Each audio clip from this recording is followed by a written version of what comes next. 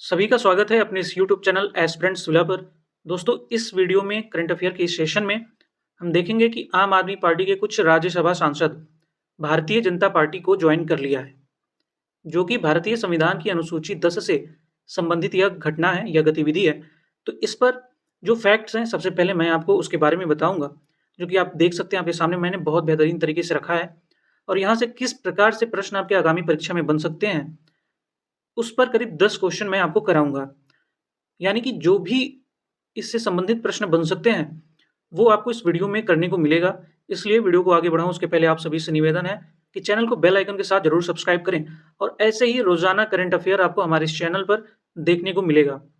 तो अब हम बात करते हैं मेन मुद्दे की। आम आदमी पार्टी के राज्यसभा सांसद राघव चड्ढा ने अपने 6 अन्य सांसदों के साथ भारतीय जनता पार्टी में शामिल होने की घोषणा कर दी है। आम आदमी पार्टी के कुल 10 राज्यसभा सांसद थे, जिसमें से 7 सांसद अब भाजपा का हिस्सा बन गए हैं। यह मामला भारतीय संविधान की 10वीं अनुसूची के अंतर्गत विलय से संबंधित प्रावधान से जुड़ा हुआ है। सामान्यतः यदि कोई सांसद अपनी पार्टी छोड़ देता है, तो दल बदल विरोधी कानून के अंतर्गत इसके तहत उसकी सदस्यता जो है समाप्त हो जाती है। लेकिन यदि किसी दल के कम से कम 2/3 सदस्य एक साथ दूसरी पार्टी में शामिल होते हैं, तो इसे दल बदल नहीं बल्कि वैध विलय माना जाएगा। आम आदमी पार्टी के 10 राज्यसभा सांसद थे। 10 का यदि 2/3 निकालें तो 6.66 होता है। और इस हिसाब से 7 सांसदों का एक साथ जाना 2/3 से भी अधिक है, इसलिए यह संवैधानिक रूप से वैध विलय की श्रेणी में आता है। ऐसी स्थिति में संबंधित सांसदों की जो सदस्यता है, वह समाप्त नहीं होगी। दल बदल विरोधी कानून भारतीय संविधान की 10वीं अनुसूची में निहित है, यह बात याद रखिएगा।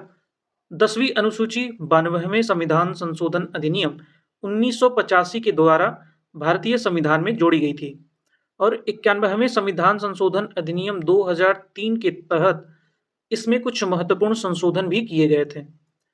संसद सदस्यों की अयोग्यता से संबंधित जो प्रावधान है, वह अनुच्छेद 102 में है और राज्य विधानमंडल के सदस्यों के लिए अनुच्छेद 191 में वर्णन है।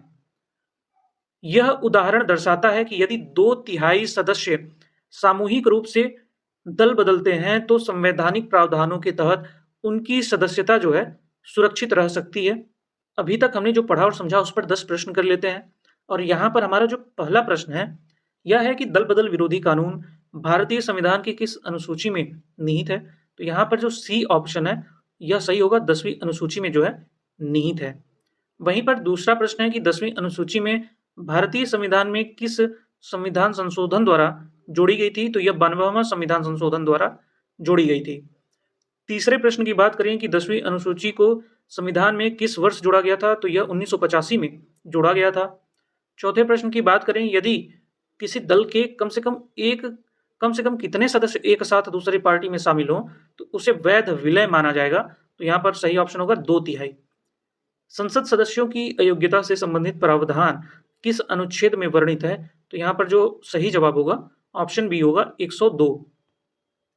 राज्य विधानमंडल के सदस्यों की अयोग्यता से संबंधित जो अनुच्छेद हैं, यह कौन से हैं? तो यह होगा यहाँ पर अनुच्छेद 191।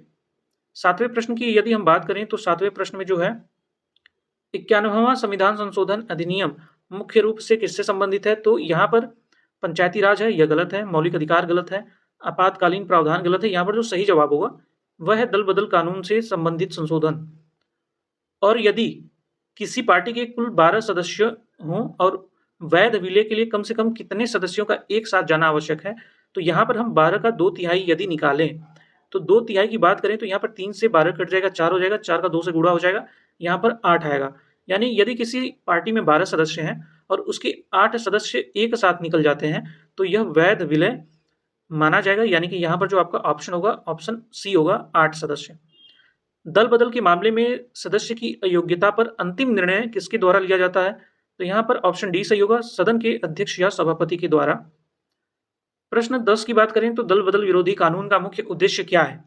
तो इसका मेन उद्देश्य है ऑप्शन सी, राजनीतिक स्थिरता और अनुशासन बनाए रखना। तो आज का हमारा यह 10 महत्वपूर्ण प्रश्न भी हो गया। आपके सामने मैंने फैक्ट को बहुत अच्छे से रखा, बहुत ही सरल शब्दों में, सरल वाक्यों में रखा, जिससे कि आपको चीज़ें बहुत ही बखूबी तरीके से समझ में आ जाए। यदि आपने अभी तक हमारे चैनल को सब्सक्राइब नहीं किया है, तो सब्सक्राइब ज़रूर करें, बेल आइकन के साथ।